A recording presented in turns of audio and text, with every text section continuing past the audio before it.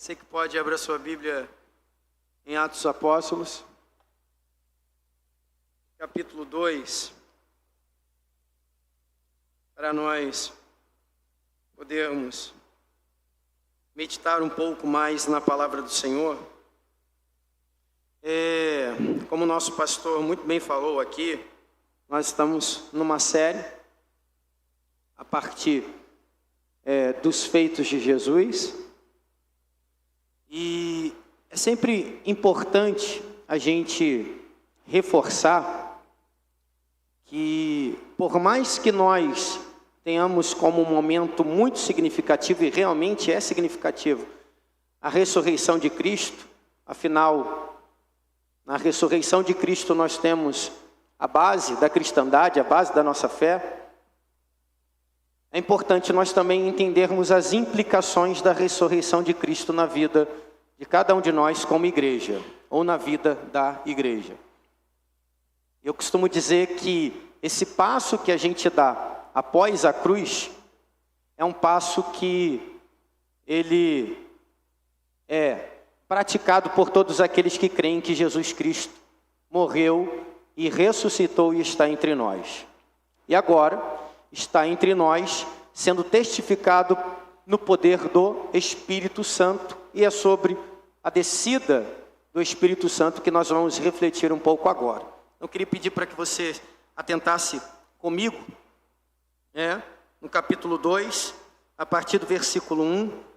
Na semana passada, o pastor Bruno Alves falou sobre a ascensão, e isso foi muito bem refletido nos gols durante a semana, de que a ascensão nos mostra que quando Cristo foi recebido dos céus, ali nós tínhamos, de certa forma, a obra da redenção sendo aplicada a nós, e uma demonstração de que o governo de Deus é exercido nos céus e também é exercido na terra.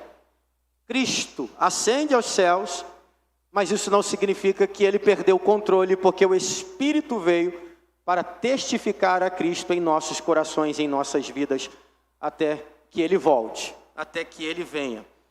Então, hoje nós vamos entender um pouco sobre a descida do Espírito Santo e também sobre as implicações dessa operação do Espírito Santo nas nossas vidas.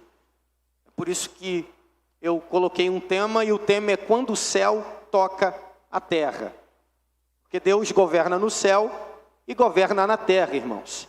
E a vinda do Espírito testifica esse governo contínuo, soberano e supremo de Deus na terra, sendo expresso, manifesto e revelado agora através da vida de cada um de nós como igreja de Deus. Amém? Ao cumprir-se o dia de Pentecostes, estavam todos reunidos no mesmo lugar. De repente, veio do céu um som como de um vento impetuoso e encheu toda a casa onde estavam assentados. E apareceram distribuídas entre eles línguas como de fogo, e pousou uma sobre cada um deles. Todos ficaram cheios do Espírito Santo e passaram a falar em outras línguas, segundo o Espírito lhes concedia que falassem. Ora, estavam habitando em Jerusalém judeus, homens piedosos, vindos de todas as nações debaixo do céu. Quando, pois, se fez ouvir aquela voz, afluiu a multidão, que se possuiu de perplexidade, porquanto cada um os ouvia falar na sua própria língua. Estavam, pois, atônitos e se admiravam, dizendo: vede, não são, porventura, galileus todos esses que aí estão falando? E como os ouvimos falar, cada um em nossa própria língua materna? Somos partos, medos, elamitas e os naturais da Mesopotâmia, Judéia, Capadócia, Ponto e Ásia, da Frígia, da Panfilha, do Egito e das regiões da Líbia, nas imediações de Cirene, e romanos que aqui residem, tanto judeus como prosélitos, cretenses e arábios. Como os ouvimos falar em nossas línguas as grandezas de Deus? Todos atônitos e perplexos, interpelavam uns aos outros. Que isto quer dizer? Outros, porém, zombando, diziam: estão embriagados. Queridos, antes de nós mergulharmos no texto, passearmos pelo texto, é importante que nós entendamos um pouco o cenário, o que está acontecendo aqui nessa leitura que nós fizemos. Primeiro ponto para nós entendermos o cenário é falarmos sobre a festa de Pentecostes. A festa de Pentecostes. A palavra Pentecostes aqui é uma palavra grega que refere-se ao 50º dia. E essa festa acontecia 50 dias após a Páscoa. Era uma das 3 grandes festas instituídas pelo Senhor no livro de Êxodo e que vão ser confirmadas também no livro de Levítico a partir do capítulo 16. Essa festa também, ela era chamada ou conhecida como festa das primícias ou Shavuot. E ela celebrava a colheita agrícola, né? Porque a sociedade hebraica era uma sociedade que vivia de agricultura, né? De uma realidade agrícola. Então, era a festa que celebrava essa colheita agrícola. E, posteriormente, vai ser uma festa que vai celebrar a instituição e a lei que o Senhor vai dar ao povo na sua manifestação no Monte Sinai. Amém? Os irmãos estão entendendo até aqui? Amém? Então, o que a gente começa entendendo aqui através dessa festa dos Pentecostes? E se existe uma coisa que eu sempre gosto de pontuar, irmãos, é que nada nas Escrituras está proposto por acaso. No último gol que nós tivemos em São João, inclusive, nós comentamos muito sobre a questão dos números. Porque Jesus vai passar um período antes de ir ascender aos céus, de subir aos céus, falando com seus discípulos por um período de 40 dias. E aí o Lucas até falou, 40 é um número bem simbólico e tem referência com outros acontecimentos importantes nas Escrituras. E aí eu expliquei para eles que na Bíblia nada está escrito, está proposto ali à toa. Tudo tem um sentido e tudo tem um significado. Não é diferente com o fato de Lucas pontuar que o Espírito vai descer nesse cenário do dia de Pentecostes. Por quê? Porque era uma festa em que a sociedade hebraica, os judeus, não celebravam só a colheita, mas o envio da lei no Monte Sinai. Então, o que a gente pode corresponder? Qual a correspondência inicial nesse cenário que nós podemos compreender? É de que no Sinai, Deus vai escrever a lei em tábuas de pedra. Em Atos 2, o que nós vamos ver através da descida do Espírito Santo é um Deus que vai escrever a sua lei no coração daqueles que receberem o Espírito. E Jerusalém, nesse cenário aqui, ela estava cheia de nações. Nós podemos perceber aqui, a partir do versículo 5 do capítulo 2, que estavam habitando em Jerusalém judeus, homens piedosos, vindos de todas as nações debaixo do céu. Então, tinha gente do Império Romano inteiro, né? Partos, medos, egípcios, romanos, todo o povo que vivia sob a extensão do Império Romano, estava presente naquele dia, naquela festa, e observando aquele fenômeno que ocorre no dia do Pentecostes. E é interessante, por quê? Porque existe uma outra correlação com o fato desses homens que pertenciam a outras nações estarem vendo que cada um daqueles que estavam cheios do Espírito falavam nas suas línguas maternas. Este fenômeno, ele corresponde muito ao fato de Deus, por exemplo, ter confundido as línguas em Gênesis capítulo 11, na descida a Babel. E agora, no capítulo 2 de Atos dos Apóstolos, todos entendem as grandezas de Deus, porque o Espírito está operando através da igreja. E aí, o que esse texto traz de importante para nós? A primeira coisa está no versículo 1, que é uma promessa que se cumpre. Deus cumpre com a sua promessa. Queridos, Deus vela com a sua palavra para cumpri-la. E isso diz muito a respeito do caráter e da fidelidade de Deus. De que Deus não é fiel a nós, pecadores. Deus é fiel à sua palavra. Ele vela com a sua palavra para cumprir. E ele cumpre com a sua promessa. Capítulo 2, versículo 1, começa pontuando isso da seguinte maneira: ao cumprir-se o dia de Pentecostes, estavam todos reunidos no mesmo lugar. Ao cumprir-se o dia de Pentecostes, Jesus havia prometido. Se a gente abrir a Bíblia, ou voltar uma página ao capítulo 1, no versículo 4 e 5, nós vamos ter Jesus reforçando essa promessa. E Lucas vai dizer: e comendo com eles, determinou-lhes que não se ausentassem de Jerusalém, mas que esperassem a promessa do Pai, a qual disse ele: de mim ouvistes. Porque João, na verdade, batizou com água, mas vós sereis batizados com o Espírito Santo não muito depois desses dias. E aí no capítulo 2, versículo 1, essa promessa está se cumprindo. E aqui nós aprendemos um princípio: Deus não se atrasa. Em Deus não há sombra de variação. Em Deus não há atraso diante daquilo que Ele promete. Ele cumpre as suas promessas no tempo certo, no tempo oportuno, no tempo devido. Queridos, esse primeiro ponto ensina para nós que Deus vela com a sua palavra para cumprir.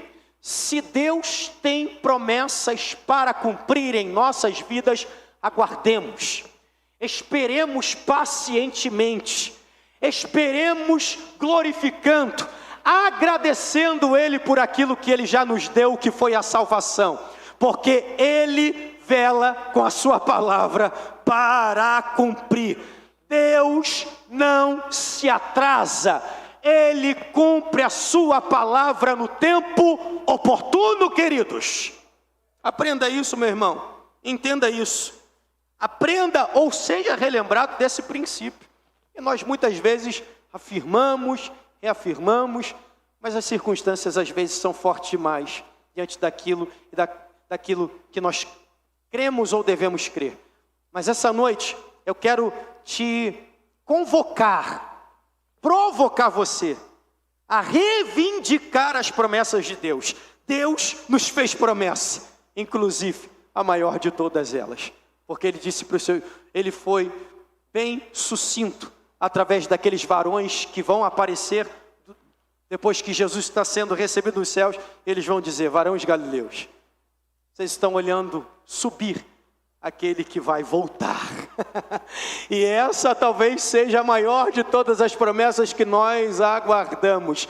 Ele vai voltar. E enquanto Ele não volta, as promessas que embasam a manutenção e a permanência da nossa vida, a nossa perseverança enquanto os santos de Deus, elas persistem em nos direcionar e conduzir as nossas vidas na certeza de que Deus não nos desampara. Ele está conosco e vela com a sua palavra para cumprir nas nossas vidas. Deus não se atrasa, Ele cumpre a sua promessa exatamente no tempo certo. Segundo ponto que nós vamos passar compreendendo esse texto, e que esse texto vai mostrar para nós, é que ao cumprir a sua promessa, Deus cumprindo a sua promessa, Ele vai cumprir por meio de uma manifestação sobrenatural. Então, se nós começamos lendo o texto e enxergando uma promessa que se cumpre, a partir dessa promessa, o cumprimento dessa promessa vai ser desencadeado com uma manifestação sobrenatural. Olha só o que vai dizer o versículo 2 e o versículo 3. De repente, veio do céu um som, como de um vento impetuoso, e encheu toda a casa onde estavam assentados. E apareceram distribuídas entre eles línguas como de fogo, e pousou uma sobre cada um deles. Veio do céu um som, como de um vento impetuoso, e encheu toda a casa onde estavam assentados. E apareceram distribuídas entre eles línguas como de fogo. Vento, ou som, vento, fogo. Nós vemos aqui, queridos, símbolos importantes do Espírito Santo sendo evidenciados nesse texto.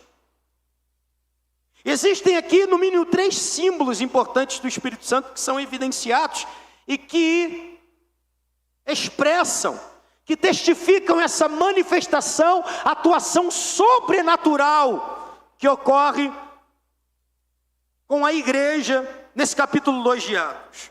O primeiro é o vento. Veio do céu o som como de um vento. Repita comigo, como de um vento. Repita comigo, como de um vento.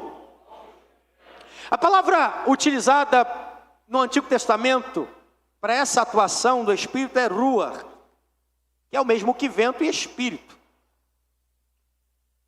Aqui, o vento pontua uma atuação sobrenatural de vida e movimento divino. É o texto mostrando para nós que o Espírito é o próprio Deus agindo em vida e em movimento na igreja. Deus está no nosso meio. Ele não é um ser estático, indiferente. Ele está entre nós e Ele se move. E se move operando nas nossas vidas para a sua glória. Quando o texto pontua para nós que o que veio do céu, um som como de um vento, o texto quer mostrar para nós que o Espírito representa a vida de Deus. Um Deus que se movimenta na sua igreja e através da sua igreja. Deus está entre nós. E Ele está em vida, trazendo vida, movimentando-se entre nós e operando entre nós e em nós para a sua glória, queridos. Segundo símbolo, fogo. Versículo 3. E apareceram distribuídas entre eles línguas como de fogo. Fogo. O fogo simboliza a presença divina. Se nós formos, por exemplo, para Êxodo, capítulo 3, Êxodo capítulo 3,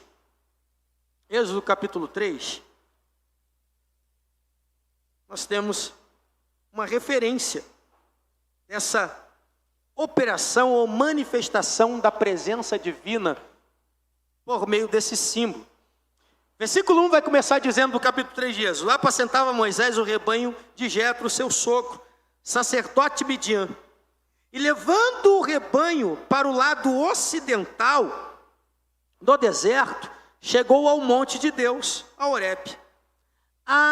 Apareceu-lhe, aparição, manifestação, intervenção repentina de Deus, algo inesperado, ou por que não dizer um de repente de Deus. Apareceu-lhe o anjo do Senhor numa chama de fogo no meio de uma sarça.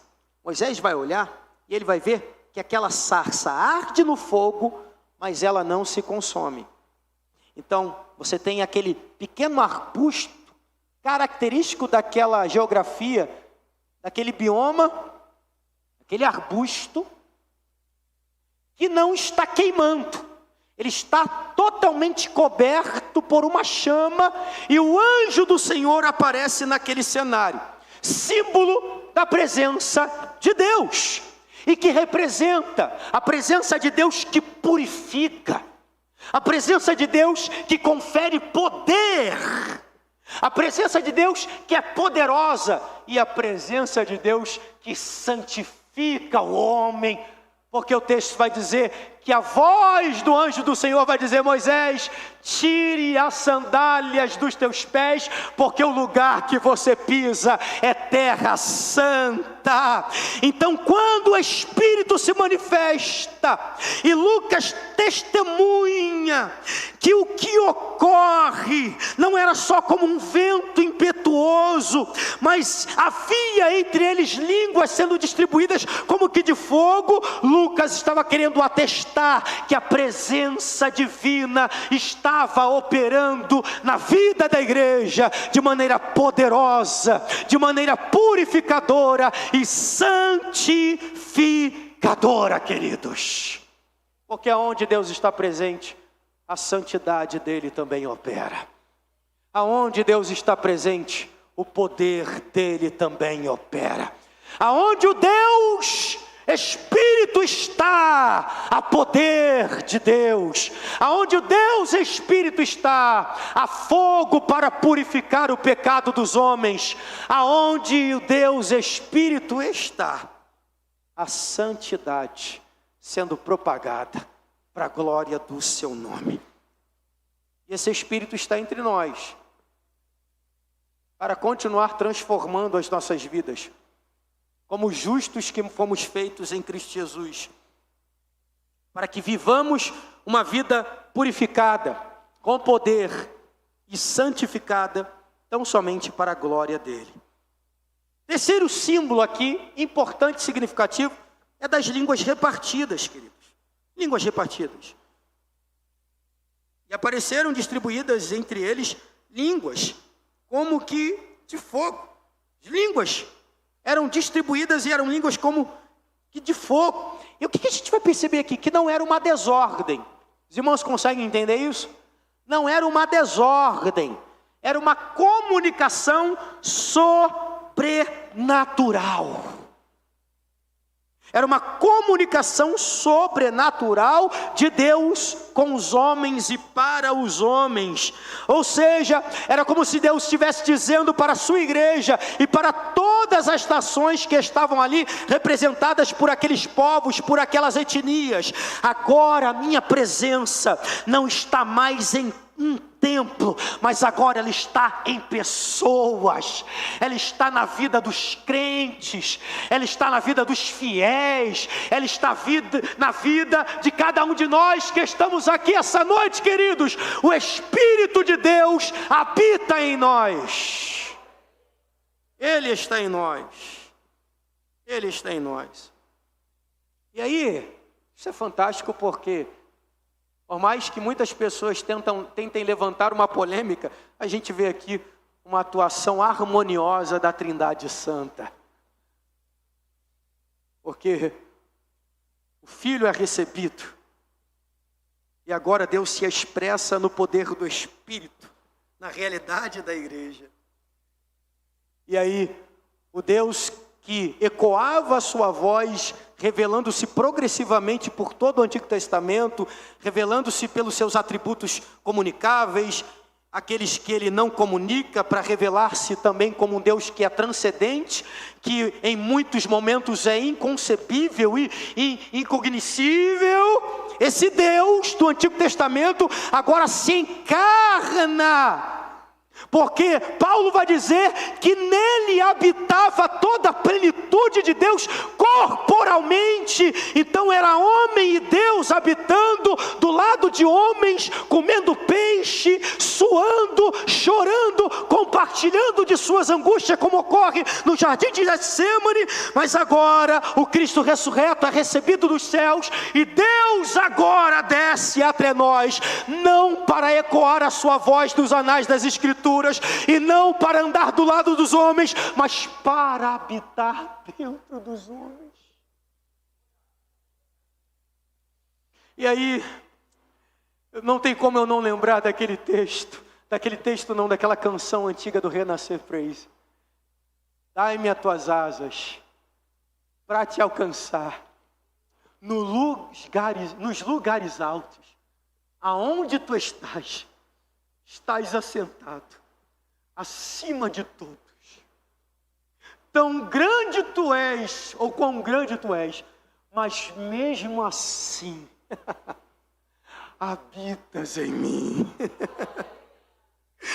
Deus em Atos 2 está dizendo para nós como crentes: agora a minha presença não habita em templos, a minha presença caminha com vocês de dia e de noite. A minha presença está com vocês, a minha presença está expressa na realidade da minha igreja, da minha noiva, que somos nós aqui essa noite. Ora, se uma promessa está se cumprindo com uma manifestação sobrenatural, algo é percebido, não somente por aqueles que estão vendo aquela manifestação sobrenatural, mas também foi percebido, ou melhor, foi pontuado por Lucas, no versículo 4. Que é a capacitação espiritual que esses homens, essas pessoas que estavam no cenáculo vão receber. Então, Deus cumpre a sua promessa de maneira sobrenatural e com uma capacitação espiritual. Versículo 4 vai dizer que todos ficaram cheios do Espírito Santo. Todos ficaram cheios do Espírito Santo. Eles não apenas sentiram algo, porque veio do céu um som, como de um vento impetuoso. Algo foi percebido, algo foi sentido. Só que eles não ficaram somente no sensitivo. Eles não apenas sentiram algo, eles foram cheios. E aí, há uma evidência de que eles foram cheios. Começaram a falar em outras línguas. E aí, existe algo importante que eu preciso pontuar para os meus irmãos aqui essa noite. Essa emoção não era momentânea. O que nós estamos lendo aqui, e o texto no qual nós estamos nos debruçando e meditando, está mostrando para nós, queridos, que isso aqui que está acontecendo não era uma emoção momentânea, mas a capacitação para a igreja cumprir uma missão. O que está acontecendo aqui é o cumprimento de Joel capítulo 2. O que está acontecendo aqui é o cumprimento do revestimento de poder que Jesus havia prometido no capítulo 1, versículo 8 do próprio livro de Atos dos Apóstolos. Uma promessa de poder. Vocês serão capacitados espiritualmente com poder. Poder. E aí, a palavra poder, que é utilizada aqui, ou que é traduzida do grego, refere-se àquilo que nós vamos presenciar em todos os textos do livro de Atos dos Apóstolos. Uma capacitação espiritual para que através da igreja e na missão da igreja, os feitos extraordinários de Deus sejam conhecidos, a grandeza de Deus seja percebida pelos pecadores.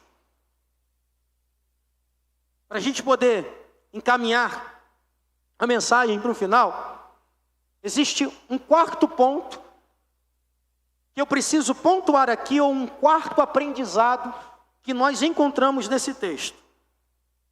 Porque Deus vai cumprir a promessa com uma manifestação sobrenatural, uma capacitação espiritual com poder, e isso vai gerar uma reação, e essa reação vai expor os corações daqueles que estão diante daquele cenário. Versículo 5 vai dizer o seguinte: ora, estavam habitando em Jerusalém judeus, homens piedosos, vindos de todas as nações debaixo do céu. Quando, pois, se fez ouvir aquela voz, afluiu a multidão, que se possuiu de perplexidade, porquanto cada um os ouvia falar na sua própria língua. Estavam, pois, atônitos, assustados, inertes. Por que eles estavam atônitos, queridos? Porque eles ouviam aqueles crentes cheios do Espírito falar das grandezas de Deus nos seus idiomas. Nós vamos ter aqui a primeira das reações. Eles ficaram maravilhados e atônitos. Maravilhados. Olha a pergunta que eles vão fazer: como os ouvimos em nossas próprias línguas? Eles são galileus. Eles não são partos. Eles não são medos.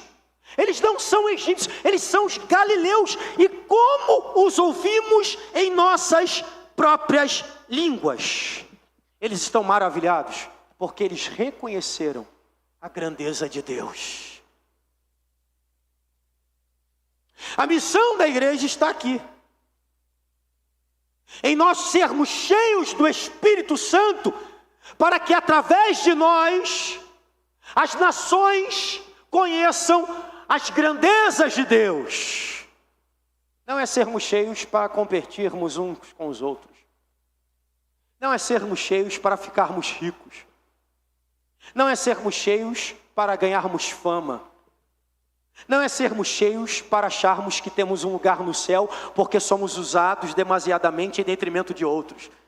É sermos cheios para sermos instrumentos das grandezas de Deus e para que as pessoas, as nações conheçam e fiquem maravilhados com as grandezas de Deus. Só que nós temos um segundo grupo. Versículo 13. Outros, porém, zombando, diziam: estão embriagados. Os zombadores, em contrapartida, se os maravilhados reconhecem a grandeza de Deus, os zombadores rejeitam a grandeza de Deus. Rejeitaram o sobrenatural.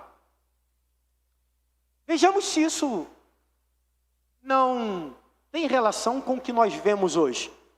Alguns se maravilham com as grandezas de Deus. Outros são mais resistentes. Só que nós, ou o nosso compromisso, não é com os homens. O nosso compromisso é com o Evangelho, que é o poder de Deus para a salvação de todo aquele que crê. E aí, queridos, eu começo a encerrar trazendo algumas aplicações mais práticas, mais diretas. A primeira delas é que esse texto mostra para nós o nascimento da igreja, a gênese da igreja. Aqui, a igreja vai começar como um corpo vivo. Não como uma instituição, mas como um organismo espiritual. Aqui em Atos 2, a igreja começa como um organismo espiritual. Segunda coisa, o que nós vamos ver aqui é a missão global. O evangelho não está mais restrito a Israel. Agora ele está sendo propagado para todas as nações. Veja se isso aqui não é a reversão daquilo que acontece em Babel. Em Babel, pelo orgulho e pecado dos homens, Deus desce e confunde as línguas, e as nações são dispersas e são formadas. A partir de Mateus capítulo 28, nós temos os id. E em Atos 2, a igreja é empoderada pelo poder do Espírito para cumprir esse id. E aí, um terceiro ponto, que talvez seja o mais poético desses pontos que eu coloquei aqui. Deus agora habita em cada um de nós. Deus habita no homem. Antes era o tabernáculo. Antes era o templo físico. Hoje é um templo espiritual. Cada um de nós que estamos aqui essa noite. Querido, você pode ser ou pensar ser a pessoa mais perdida aqui essa noite. Mas se tu creres, ou se tu creres na cruz de Cristo, que Cristo morreu e ressuscitou ao terceiro dia, e que está aqui esta noite, sendo testificado pelo evangelho que está sendo pregado por este púlpito, Deus pode e há habitar na sua vida. Porque Deus agora habita no homem. Deus agora vive conosco, caminha conosco e está conosco, para cumprir também aquilo que Cristo disse, que Ele estaria conosco até a consumação dos séculos. 1 Coríntios capítulo 6, versículo 19. 1 Coríntios capítulo 6, versículo 19. Coloca aí para mim, por gentileza. 1 Coríntios capítulo 6, versículo 19. Projeta aí para a gente. Olha só o que o apóstolo Paulo vai dizer. 1 Coríntios capítulo 6, versículo 19. Acaso não sabeis que o vosso corpo é santuário do Espírito Santo que está em vós, o qual tendes da parte de Deus, e que não sois de vós mesmos? Ele está em nós. Ele mora dentro de nós. Deus está com você. Essa reunião, ela vai encerrar daqui a pouco. Mas a presença de Deus, no Espírito de Deus, estará conosco. Quem sabe, numa atividade que você fará com a sua família após culto, ou quem sabe, quando você chegar na sua casa, Ele vai entrar na sua casa com você, porque Ele está com você. Você vai dormir e Ele vai estar com você, não dormindo, porque Ele não dorme. Ele vai estar te guardando no teu sono. E amanhã quando você acordar, quem sabe você vai acordar com a sua voz sussurrando nos seus ouvidos, porque Ele habita em você. O Espírito está conosco, porque Ele é Deus no homem, irmãos. E eu encerro dizendo, essa noite, primeiro, não basta nós estarmos reunidos aqui. Nós precisamos estar cheios e sermos cheios do Espírito. Não é suficiente nós nos reunirmos aqui, cumprirmos uma atividade religiosa, um cartel religioso. É preciso sermos cheios do Espírito Santo. Os discípulos estavam juntos, reunidos, orando, mas faltava o enchimento do Espírito, faltava o Espírito. Não é suficiente nós só estarmos reunidos. Nós precisamos olhar para os céus e dizer: Deus, nos enche do Teu Espírito, nos enche do Teu Espírito, nos capacita no poder do Teu Espírito, nos usa para a Sua glória, no poder do Espírito Santo. Eu encerro também dizendo que o Espírito não vem para espetáculo, queridos. Ele vem para a missão. Então, o foco aqui não era a experiência, mas sim alcançar as pessoas. E por último, para a gente terminar, Deus quer nos usar. Entenda isso. Deus quer nos usar aonde nós estamos ou estivermos.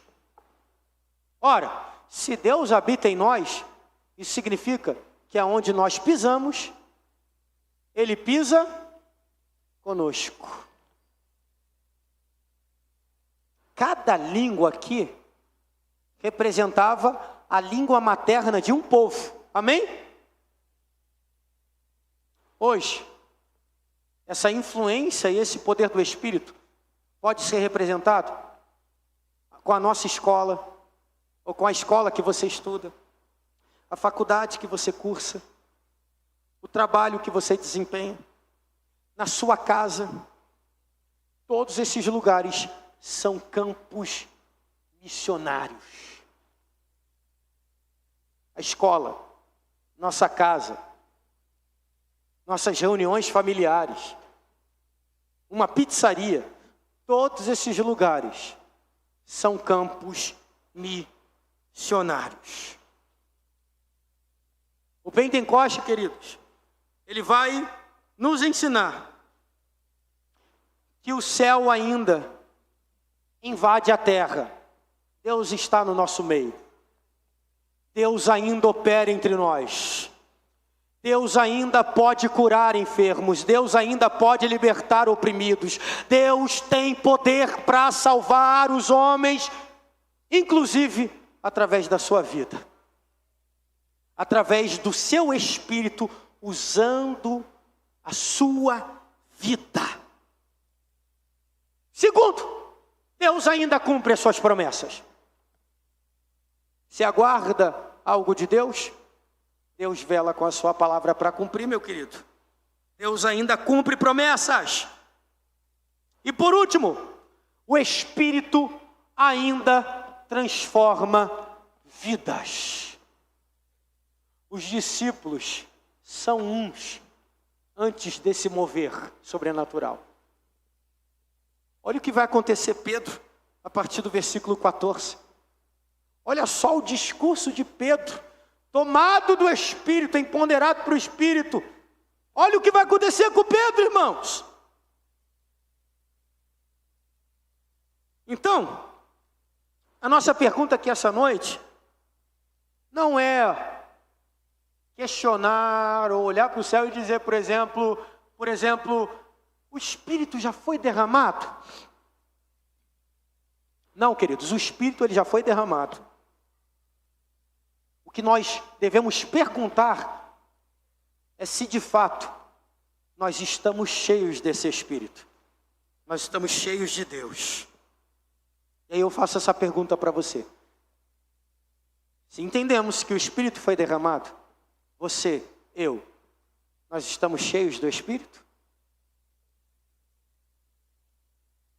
A nossa vida tem sido uma vida cheia do Espírito? Será que eu tenho sido um filho cheio do Espírito? Será que eu tenho sido um pai cheio do Espírito? Será que eu tenho sido um avô cheio do Espírito? Será que eu tenho sido um universitário cheio do Espírito? Será que eu tenho sido um advogado cheio do Espírito? Um engenheiro cheio do Espírito? Um empresário cheio do Espírito? Um concurseiro cheio do Espírito? Será que eu tenho sido um ministro oficial cheio do Espírito Santo?